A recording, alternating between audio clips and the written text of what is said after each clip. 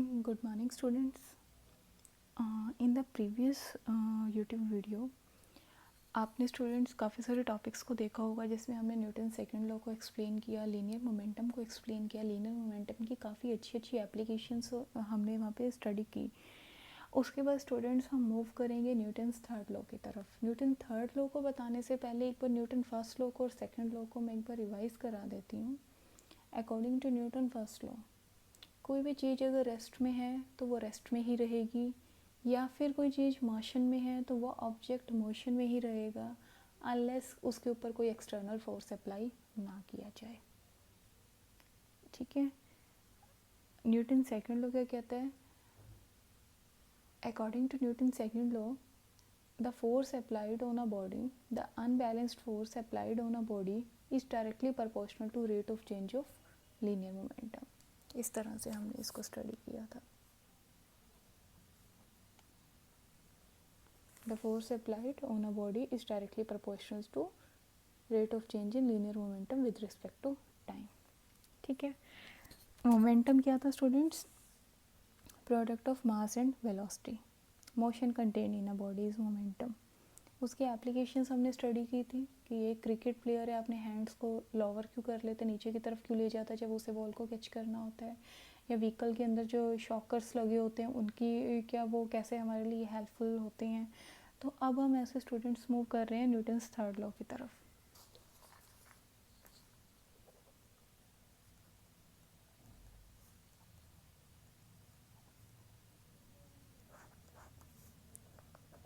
According to Newton's third law,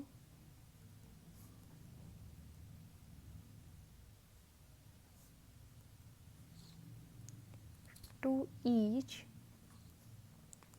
and every action there is equal and opposite reaction. According to Newton's third law, to each and every action there is equal and opposite reaction. अब ये action और reaction क्या होता है? Action तो कोई भी चीज़ होगी जो किसी इंसान ने की है, रिएक्शन हो गया कि उसके कॉरस्पॉन्डिंग कि क्या किसी चीज़ ने रिएक्ट किया है, कैसे क्या चीज़ रिएक्शन हुई है। इस चीज़ को समझने का सबसे ईजीएस्ट एग्जांपल अगर हम देखें तो कोई बैलून है, बैलून के अंदर एयर है, ये होता है ना, फुलाया जाता है बैलून को। जब इसकी एयर को निकाला गया, इसकी एयर को बाहर की तरफ पॉप कर दिया गया, तो एक्शन क्या हुआ कि जो एयर है, एयर रशिस डाउनवर्ड, जो एयर है वो बाहर निकल रही है। अब एक्शन क्या हुआ कि इसकी जो गुब्बारे की हवा है वो बाहर निकल रही है, बैलून की जो एयर है वो सारी की सारी डाउनवर्ड डायरेक्शन में निकल रही है। अब इसके लिए कुछ ना कुछ रिएक्शन होगा ना, वो एयर कुछ ना कुछ रिएक्ट करेगी। तो रिएक्ट क्या हुआ, रिएक्शन क्या हुई, एक्शन नीचे की डायरेक्शन में हुआ, रिएक्शन ये हुआ कि जो हमारा बैलून था वो ऊपर की डायरेक्शन में चला गया। Balloon goes in upward direction, यानी कि जो एक्शन है वो किसके बराबर है, रिएक्शन के, लेकिन कैसा है, इक्वल एंड अपोजिट। अगर एक्शन नीचे की डायरेक्शन में है तो जो उसकी रिएक्शन होगी वो ऊपर की डायरेक्शन में होगी। अगर एक्शन लेफ्ट में है तो रिएक्शन राइट में होगा। इसको एक और एग्जांपल की हेल्प से समझते हैं कि आपने कभी इस चीज़ को एक्सपीरियंस भी ज़रूर किया होगा कि सपोज़ कीजिए, स्टूडेंट्स डोंट लाफ, मेरी जो ड्राइंग है वो बहुत ज़्यादा अच्छी नहीं है।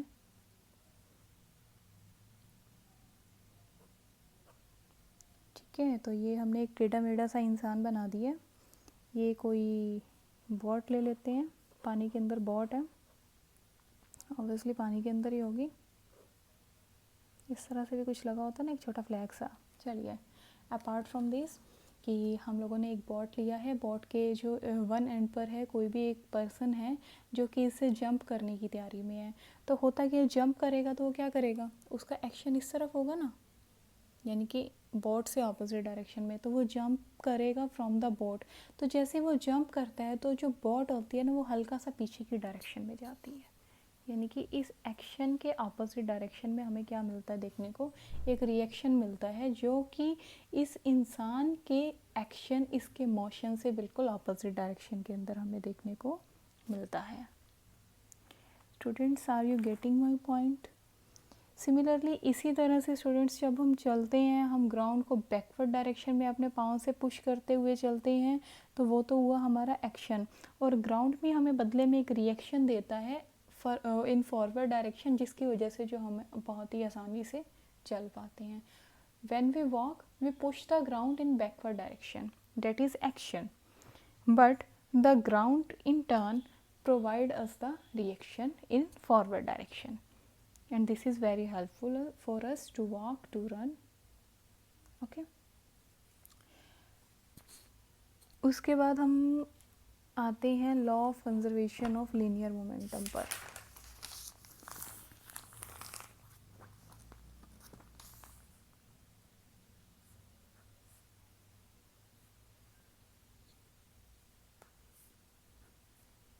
लीनियर मोमेंटम को तो हम पढ़ चुके हैं, याद करने की कोशिश कीजिए। लीनियर मोमेंटम को किस सिंबल से डिनोट करते थे जरा? पी से, कैपिटल पी। अब law of conservation of linear momentum, पहले तो ये कंजर्वेशन वर्ड बना कंजर्व से। कंजर्व वर्ड का मतलब क्या होता है? किसी चीज़ का कांस्टेंट रहना। कांस्टेंट मतलब कि सेम रहना, सेम मतलब कि कोई भी उसके अंदर बदलाव ना होना। यानी कि फिर तो ये लॉ ये कह रहा है कि कंजर्वेशन ऑफ लीनियर मोमेंटम मतलब कि जो लीनियर मोमेंटम है वो कंजर्व रह रहा है, यानी कि कांस्टेंट रह रहा है, यानी कि सेम रह रहा है। लेकिन किस कंडीशन में? In the absence of external forces. In the absence of external forces, the linear momentum of a system remains conserved or constant or same or unchanged। कैसे ही समझ लो कि in the absence of external forces, कि जब कोई external force किसी system के ऊपर नहीं आ रहे हैं, तो जो लीनियर मोमेंटम होगा वो हमेशा ही सेम रहेगा उस सिस्टम का। यानी कि फोर्स है ज़ीरो, यही बात है ना, external force zero. Force is equal to mass into acceleration, पढ़ चुके हो न्यूटन सेकंड लॉ में। v minus u by t पढ़ चुके हैं इस चीज़ को। अब एक्सटर्नल फोर्स ज़ीरो है ना, फोर्स कितना है? m v minus you divided by T. कितना है ये? ज़ीरो है, कोई बात नहीं। टी उधर चला गया, क्रॉस मल्टीप्लिकेशन से 0 इंटू टी कितना हो गया? ज़ीरो।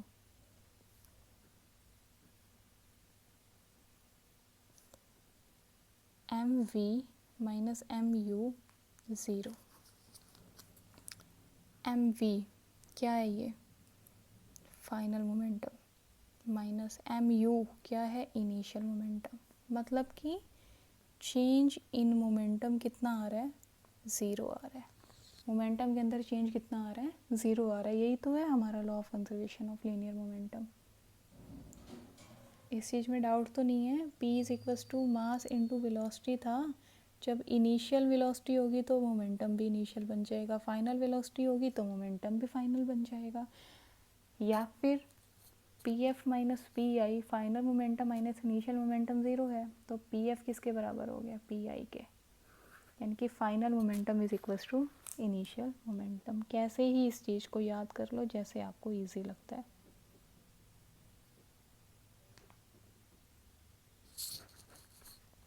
एक बार दोबारा से इस चीज़ को समझते हैं, फिर मूव करेंगे इसके एग्जाम्पल की तरफ।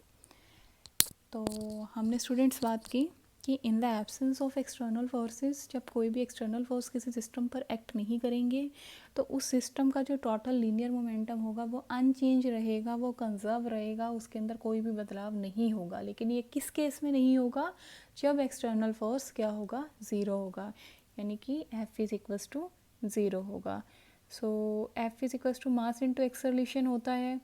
मास acceleration v minus u by t external force 0 है, ये पुट कर दिया, टी उधर जाके क्रॉस मल्टीप्लिकेशन में होके 0 हो गया, ब्रैकेट में हमने अंदर मल्टीप्लाई किया, m v minus m u equals to 0। Momentum क्या होता है, product of mass into velocity. Final velocity की वजह से ये बना फाइनल मोमेंटम, इनिशियल वेलोसिटी की वजह से बना initial momentum. P F minus P I that is final minus initial momentum, that is change in momentum is equals to 0। और इक्वस टू से उधर जाके नेगेटिव था, उधर जाके पॉजिटिव हो गया, so final momentum becomes equals to initial momentum. अब इसको एक एग्जांपल की हेल्प से हम समझने की कोशिश करते हैं। हमारे पास दो बॉडीज़ हैं, बॉडी ए, बॉडी बी। इस बॉडी का जो मास है वो है एम ए, इस बॉडी का जो मास है वो है एम बी। ये भी मोशन में है, ये भी मोशन में है। इसकी इनिशियल वेलोसिटी है यू ए, इसकी इनिशियल वेलोसिटी है यू बी। ठीक है, दोनों मूव कर रही हैं, ये बॉडी आगे है, ये उसके पीछे है। तो होता क्या है कि हमने बोल दिया कि यू ए ग्रेटर देन है यू बी, यानी कि इसकी वेलोसिटी ज़्यादा है इसकी वेलोसिटी से। तो जब पीछे वाली चीज़ की वेलोसिटी ज़्यादा होगी तो वो बहुत तेज़ भागेगी, बहुत तेज़ भागेगी, तो एक स्टेज ऐसी आएगी कि वो टकरा जाएंगी। जब ए जाके बी से टकरा गया, ये चीज़ जब ये टकरा गया with mass m A and with mass m B, तो इसने वही इसके ऊपर एक फोर्स अप्लाई किया और इसने इसके ऊपर फोर्स अप्लाई किया। एक है एफ ए बी और एक है F B A. Force applied on A by B, force applied on B by A. दोबारा देखिए, ए बी का मतलब है फोर्स अप्लाइड ऑन ए, किसके द्वारा, बी के। Force applied on B by A. तो ये तो इनकी टकराने यानी कि बिफोर कॉलिजन की पिक है, बिफोर कॉलिजन। ये ड्यूरिंग कॉलिजन, बिग कॉलिजन हो गया, इनका टकराव हो गया आपस में। अब आफ्टर कॉलिजन, जब ये एक दूसरे से टकरा गए तो आपने क्रिकेट की गेम के अंदर देखा होगा कि एक बॉल को जो बॉलर होता है वो बैट्समैन की तरफ लेके जाता है, तो उस टाइम पे उसकी जो वेलोसिटी होती है बॉल की कुछ और होती है, लेकिन जैसे ही वो बैट्समैन के बैट से टकराती है तो उसकी वेलोसिटी चेंज हो जाती है। वो कई बार सिक्सर भी हो जाता है और कई बार आउट भी हो जाता है, तो उसकी वेलोसिटी कम भी हो जाती है, कई बार ज़्यादा भी हो जाती है, यानी कि टकराने के बाद वेलोसिटीज़ के अंदर बदलाव आता है। तो जो इनकी भी वेलोसिटी थी यू ए और यू बी, इनके अंदर भी कुछ ना कुछ बदलाव आएगा। अब ये है ए फर्स्ट वाली और ये है सेकंड वाली। मास तो सेम रहता है, कि किसी से कितना ही टकरा लो, जितना बॉल का मास था वो हमेशा उतना ही रहेगा, लेकिन इसकी जो वेलोसिटी है वो हो गई वी ए और वी बी। तो ये क्या थी, initial velocity of A and B, and v A v B क्या है, final velocity of A and B. अब इसको समझने की कोशिश करते हैं। इनिशियल मोमेंटम निकालते हैं हम ए का, for body A. Initial momentum कितना है, m A into u A. Final momentum कितना है, m A into v A. Change in momentum कितना है, बाद वाले में से पहले वाले को माइनस कर देंगे ना, M A V A minus M A U A. Rate of change in momentum अगर हम निकालें तो कुछ नहीं करना, इसको टी से डिवाइड कर देंगे।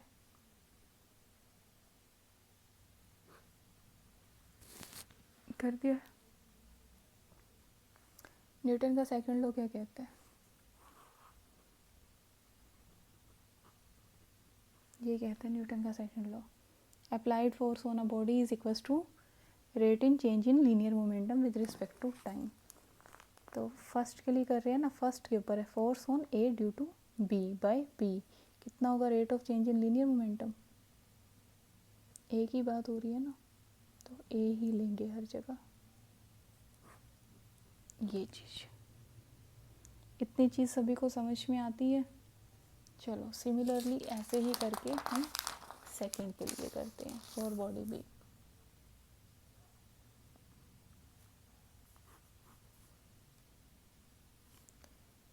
इनिशियल की बात करें, इनिशियल मोमेंटम कितना हो गया, mb ub, फाइनल मोमेंटम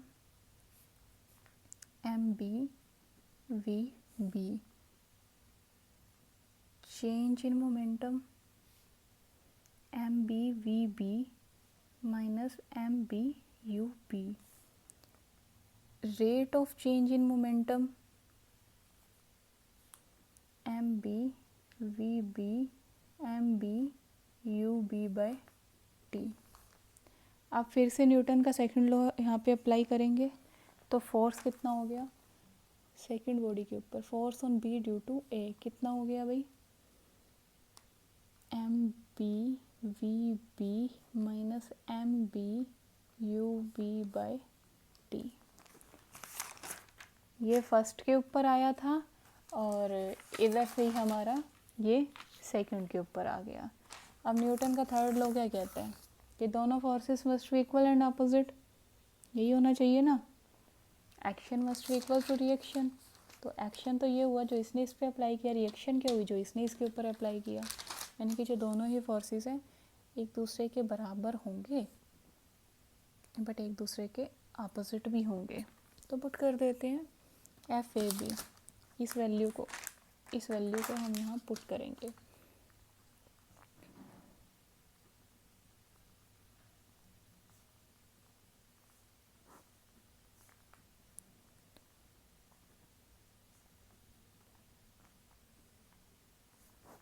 दोनों के डिनोमिनेटर में टी है, टी से टी कैंसिल हो गया, एम ए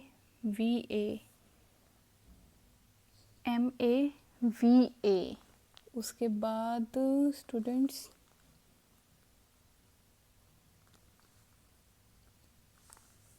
इसको इधर ले आते हैं, एम बी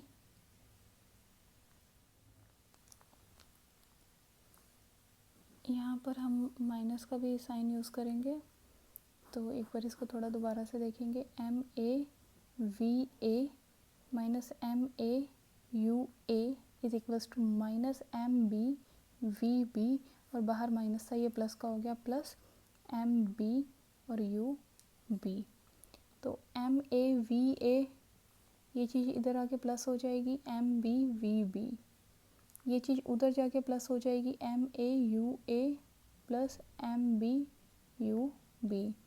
इस चीज़ को एज इट इज़ रखा, इसको इधर लेके आए पॉजिटिव हो गया, इसको इधर लेके गए पॉजिटिव हो गया, ये तो पॉजिटिव था ही।